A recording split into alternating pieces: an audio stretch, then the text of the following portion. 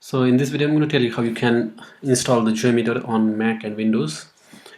So first of all, let me start with the Mac or the Linux systems.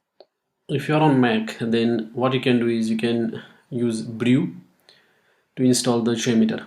So Brew is very popular package manager for Mac. So you will have to install Brew first, and then you can execute this command brew install Jmeter. And once that command is executed successfully, you will have to execute this Jmeter command, and then it will launch the Jmeter GUI. And also you need to ensure that JDK is installed, JDK 8 and above.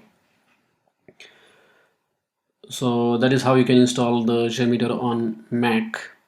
Now if you are on Linux, then what you can do is you can go to this web page, the official website of Jmeter, and then download this tar file and then extract it. Once you extract that file, it will look like this one, Apache Jmeter 5.4.1, and in that there is a bin directory. You will find one jmeter.sh file. So basically you have to execute this file through the command line, and then Jmeter GUI will be launched.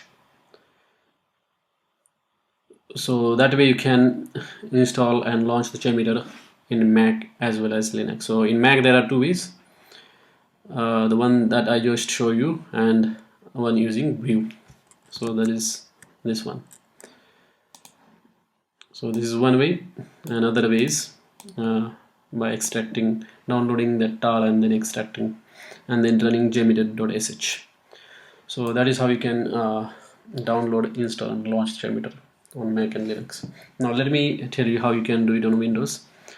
So Windows is also very simple. Basically you can follow this way. So download that zip file. So if you go to this website, you will see this. There are two binaries. One is in tar format, one is in zip format. So on Windows you will have to download this zip, and once it is downloaded you have to extract that, and once it is extracted, this is how you will find that directory.